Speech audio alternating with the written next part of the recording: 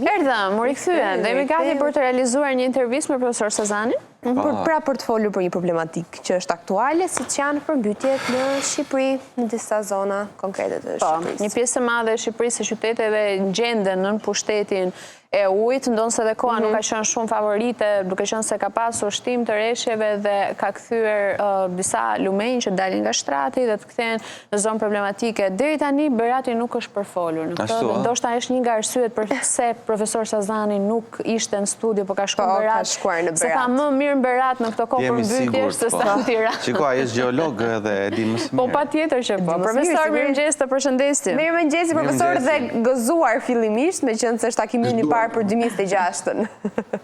Vitin bar.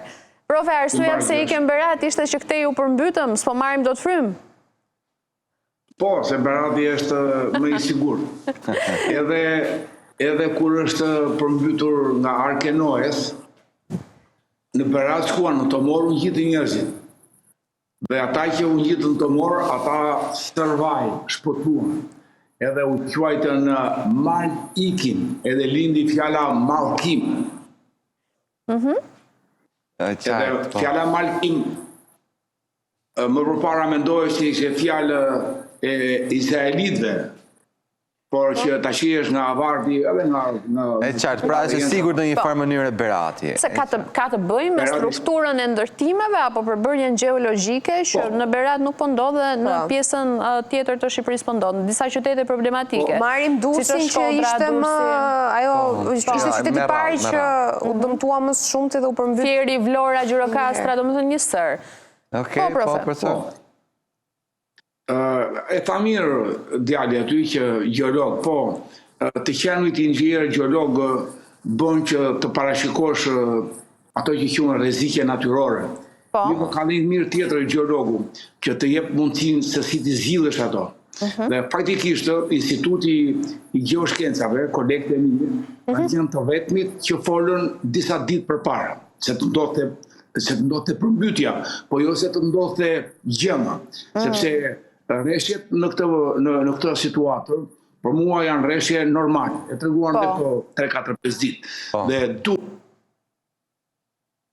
Kemi probleme linja, se mburën Beratin në sa i përket shirat, ose që nga mirë interneti. Morëm më sysh, ka se ndoshta profesori do ketë pasur ndonjë telefonat, po është e vërtetë në fakt që Shqipëria po përballet me kushte jo shumë të favorshme edhe të motit, edhe pse meteorologët nga ana tjetër thonë që nuk ka qenë shi me intensitet aq të madh sa të nivelin përmbytje.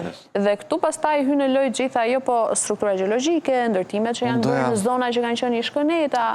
Pra unë doja ta pyesja pak profesorin fatikisht për Durrësin, si ka mundësi që Durrësi përmbytet vazhdimisht. Çfarë ndodh, çfarë ka Durrësi? Ja, kur thye profesori. Na dëgjon profesor, na dëgjoni? Po, gjej shumë mirë. Okej, se pati një shkëputje.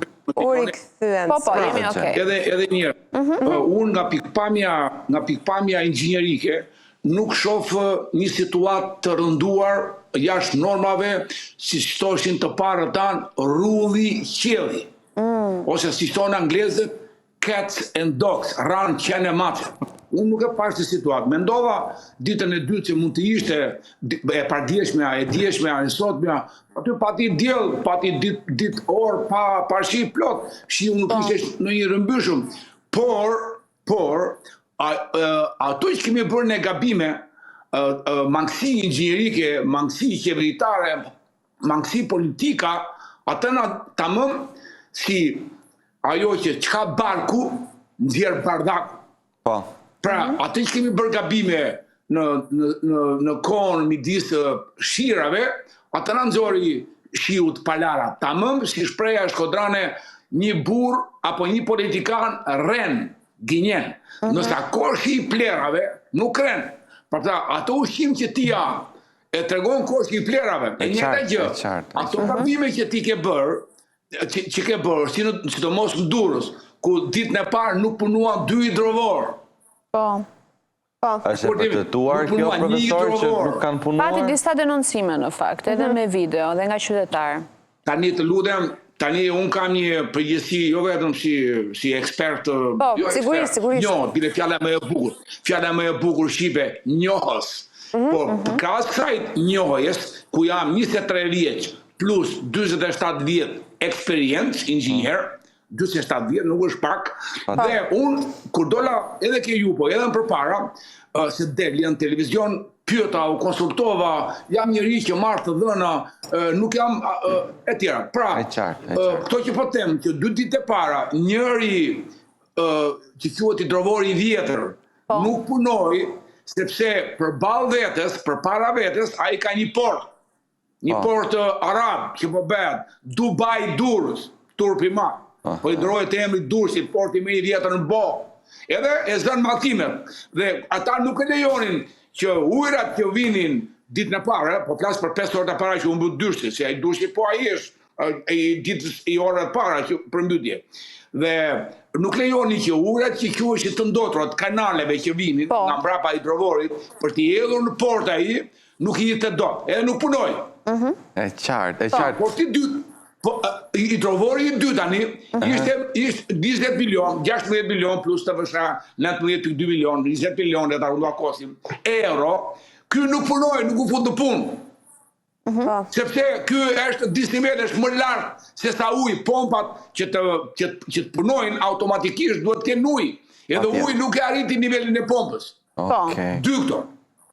Dëgjova një inxhinier, që mund të jesh inxhinier, po varet që inxhinieria, inxhinier elektrik, inxhinier ndërtimi, nuk e përcen dot situatën.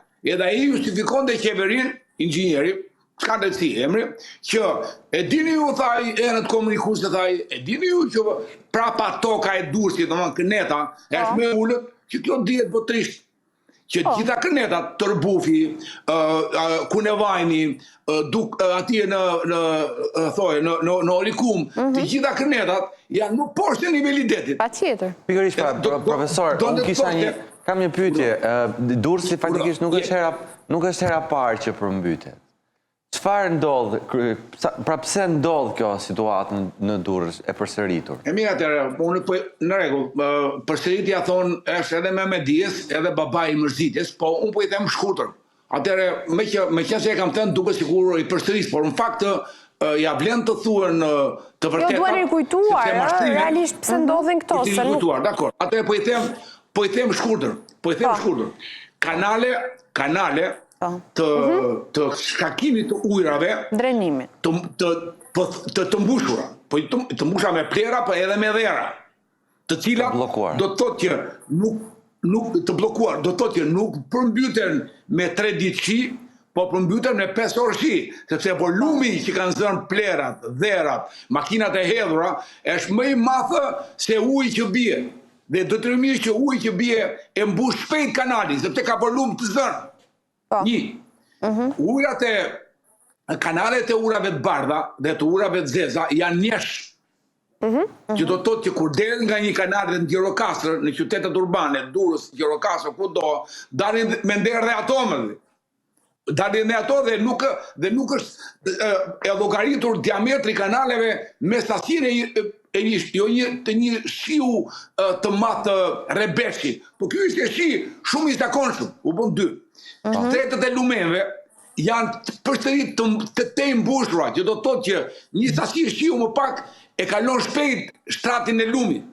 Një sasi uji më pak duke qenë të mbushura shtetet që duhet krijojnë kushte që zhavoret që janë lum që grumbullohen ose duhet merren nga popullata ose duhet të krijohet kushte të iki drejt detit. Ato janë të bllokuara në shtratin e lumit, që do të thotë lumi përmbytet më pak orë shi. Vazhdojmë. Pemët që do të ishte gjithë sipërfaqja e tregon tash i vendi që sipërfaqja e pemëve është shumë që përmban një pemë, kemi thënë 300 litra ujë, 1 hektar ka 1000 pemë, një basen ujor ka mijëra hektar mijëra pemë, qindra litra që duhet ta mbante pylli. Pra, ky shiu që bie nuk vjen me njerë në rrjedhën e lumit, po duhet që qëndrojë 1 ditë, 2 ditë, 5 ditë, derisa ta avullohet në përgjetat e pemëve. Po i thonë që Zoti e ka llogaritur që 3/4 e ujit mbahen në bimësinë e lartë, po mbahen edhe në bimësinë e ulët që nuk ka më lëndina. Po mbahen edhe në tokat bujqësore që do të ishin të mbjella, tokat bujqësore se e mbajnë shiun, sa do duket ai grurit, ajo gjetë e grurit, e misit, e mban ajo shiu, se fakti që mbytesh edhe në Verdh, si që ishte Vlora, mbytesh me 5 orëshi, tregon kjo që është shpenduri, nuk është më inxhinjeri kjo. Vazhdojmë. To këneta e fundit, kjo edhe është e ka shumë. To këneta që e thoshte kolegu që janë mbrapa toke, janë më të ulta, a i arron të shpjegoj nga pikpamja gjeologjike që është, gjeologjia është shkencë mbi shkencat, që do të thotë që to këneta janë më vërtet më të ulta se niveli i detit, por ato kanë dajlane. Ti dajlanet, dajlani Durrësit, dajlani Karavastas, dajlani i Kunevani, dajlani i Velipojës, janë dajlanet të zëra me ndërtime. Dajlan do të thotë që del që hyn u i detit dhe del. Pra, në qoftë se ti do kishe këtë përmbytje në Durrës të Kënet, 6 orë është zbatica, 6 orë. E dy do të thotë zbaticë, mbas 6 orësh deti triqet. Dhe ky dajlani, po ti ishte i lirë ky dajlani, ky ujë do shkonte në det, do derdhe shkëndeta për 1 orë, për 2 orë, pa hidrovor. Pra ju thoni që dhe ndërtimet kanë ndikimin e tyre, ndërtimet në këto vende që në fakt nuk duhen lejuar dhe nuk duhen bllokuar. Shiko, këte e kam thënë për e të parë, edhe një, këte e ke luks për ta thënë për e të parë, se gjova mbrem, që kënetat janë më të ulta, tha inxhinieri, koleg, po jo inxhinier ndërtimi, jo inxhinier gjeolog. Edhe thaj që kënetat, e dini ju thaj parimin e komunikusë, thaj që e në mësojmë që klas parë dhe klas 5, e në komunikusë njëre me ujë, se tjetër atere me ujë, pra, që do të thotë që kjo këneta që është me ullës të deti, s'ka si t'japi ujë në det të taj, po ndërkohë zoti, është një hidrovor më i madh, se gjoj hidrovor është pikës i njeriut, pra. Ka për mirë të moment, pra. Edhe shpëndaje. Kjo, këneta e Durrësit, këneta e Karavastas, këneta e Urikumbit, këneta e Kunevanit, gjitha kënetat, të gjitha kanë 2 anë, një në të majtë, një të ndjatë, kanë dalje në det, që do të thotë të mund të rish 3-4 orë kur e ka momentin e baticës, që deti vjen mbi tokën, në baticë, po pas 6 orëve, apo pas 3 orëve, se varet kur ka kapur përmbytja, ky det të riqet me zbaticë, që do të thotë që ujë i dajlanit, do të dalë nga të fjala shqip Dajlan. Profesor, ti po thua që e vetmja zgjidhje që këto qytete problematike që kanë ndërtime të kënetat, e vetmja zgjidhja është të mos ketë më ndërtime aty, të vihet dorë dhe të kthehet habitati natyral që ka qenë? Po pa tjetër, bravo. Sepse nëse s'bëhet kjo, do vazhdojnë të përmbytet çdo vit, po thua, nuk ka zgjidhje tjetër. Po pa tjetër, sepse e tham, pra, ti që ha, ti gabim ta nxjerr pleu atje, pra. Ai pleu, kur i rren, pleu nuk rren. Profesor, unë di që dikur vite më parë nuk lejohej të ndërtohej atë zona. Po pra, atëherë, po kjo është pra, qofse gjyshi, këte kemi thënë, është dhe i film, Revenge of the Nature, me zotin, me regjistorin e madh Gëntian, dhe unë jam aktor i vetëm, ka fituar çmim në Europë, 15 minutësh, edhe aty kam dëgjuar, po, e shpikan qas, nuk kam mend, po ditë të që gjyshi nuk ka qenë budalla që ndërtoi shtëpinë Majt Mali. Po. Nësa babai im ti, ose unë, brezi im e ndërtoi në Rrez, që janë lagjet në Goranzi, lagjet Mangalem, pra ndaj thashun, vetëm Berat nuk mbyten se janë Mangalem, nuk ishin budallënj ata ti. Beratësit e vjetër që ndërtuan lagjet Mangalem. Tirana pse përmbytet, se Tiranën se kemi shkënet, pak të ndjenin time se nuk i dihet çfarë del rrugës. Pse përmbytet Tirana? Se lana është gjithmonë problematike, ka të bëjë me infrastrukturën e gabuar apo tubacionet e bllokuara? E kuptoj. Atëre, edhe ta mbylli atë rrefenjën që djali nuk e ndërtoi si babai në rreth lagjes, që është lagja Mangalem, po e ndërtoi në mes të rrjedhjes së ujit, dhe ndërtoi me vendim apo me orientim apo me firmë të kryetarit të bashkisë, të kryeministrit, të kryetarit të ministrisë administrative, pra të politikave të sotme. Pra e thashte, pse Tirana mbytet? Tirana mbytet sepse sipërfaqja urbane në Tiranë është më e madhe se sipërfaqja e bimësisë e pyllit brenda Tiranës. Ndërkohë që ti ke urbanizuar rrethinat e Tiranës, që është Dajti, që është Kashari, që është Sauku, që është Paskuqani, këto kanë qenë dikur pyë, edhe nuk ka qenë budallënj që një qytet si Tirana, 200.000, 100.000 apo edhe 1 milion që u beti, do kishte sipërfaqe të gjelbër, që ne e kemi në 5 inxhiniera të zgjedhur në vitet 2012, neve lam 72 hapësira 2 hektar, 20.000 metra katror mesatarja, për të qenë sipërfaqe të gjallë për ta. Ndërsa ai shoku juaj aty në Durrës, që u përmbyt ai atje, ai i zuri të gjitha sipërfaqet e gjelbra të Tiranës, që do të thotë që shiu që bie në Tiranë, edhe brenda Tiranës do kërkonte një kohë të na mbante pema, sipërfaqja e gjelbër do mbante këtë shi. Pra mungesa e gjelbërimit, mungesa e pyjeve. Patjetër, nuk ka diskutime, është njështje kjo. Edhe këto zonat që janë, të zëmë dajti, ti ke ndaj ndërtime, ti ke urbanistik, ti nuk punojnë kanalet, ti ke në Tiranë kanalet të urave zeza bashkë me urat e bardha, ti nuk ke një pemë që të thithi, një pemë të lartë që të thithi urat e, mos shkojnë direkte në kanal, ti ke pavimento, trotuaret pa punë, ti trotuaret nuk i ke me sipërfaqe thithse, që të thithi shiu që bie, që mund të ketë pak barë, trotuari me trotuari, ose plaka me plakë, mund të ketë një 2 mm për të thithur shiun, për të shkuar drejt tokës, të gjë të shkon në një turbinë, e pa llogaritur mirë turbina. Shakimet janë të dobta, shakimet e kanaleve në Tiranë apo në qytet. Janë shumë të dobta. Pra, i mbeti gjitha këto dhe bëjnë që një shi me një rëndim mesatar, ty të duket si një shi i tërbuar, katësendog apo rulli i qiellit. Jo, ka qenë shi normal. Pra, ti gabimet që ti i ke rënë në qafë natyrës, prandaj quhet Revenge of the Nature dhe dokumentari që ka fituar shpinë parë. Dhe ajo tash problem në këtë mënyrë. Dhe ti edhe shiko tani, ti nuk është se vure më nga një përmbytje. Ti del dhe shan opozitën. Ti del shan natyrën, ti del shan njeriu dhe justifikon vendimarrjen politike apo vendore lokale. Ti justifikon atë që do të thotë ty prapë do të ngjasë kjo gjeti. Dhe çfarë ndodh?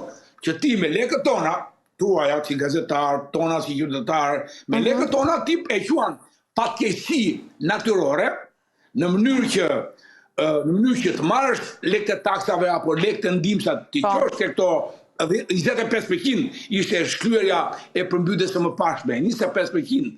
Po 75% o i ke marrë i ke vjedhur, ose e zëmë se nuk e mundësi ti paguash. Po aman edhe këto i ke pagu nga taksa tona. Ndërkohë, e fundit, nuk është fatkeqësi natyrore, mbani mend, fiksoni fort. Po, është thjesht keq menaxhimi i situatës ndër profesor, pasojat e një pasojshme të abuzimeve. Është marrje me të mirë, pra, ajo keq menaxhimi është fjalë e bukur, e butë, e ëmbël. Unë po them edhe një herë, pra, është fatkeqësi njerëzore për aq kohë sa politika e di se nga këto shqira vjen kjo përmbytje e kësaj radhe. Pse radhën tjetër duhet përmbytesh prapë? Pra, i thonë 6 muaj kohë t'jep Zoti, 1 vit kohë t'jep Zoti, natyra apo universi t'jep kohë që ti ta rregullosh. E drejtë, po, shpresojmë shumë profesor që qeveria t'i gjojë ekspertët dhe ata që njohin mirë dhe përbërjen e tokës dhe në nivelin e ndërtimeve dhe po, sepse janë profesor dakord, çfarë mund të themi ne më shumë? Pra unë do doja ne bëjmë thirrjen tonë, bëjmë punën tonë, e fundit fare kemi kaluar çdo limit.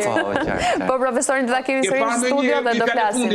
Fjallë e fundit, ke parti inxhiniera edhe ka të friksuar, ka dhe që kujtojnë.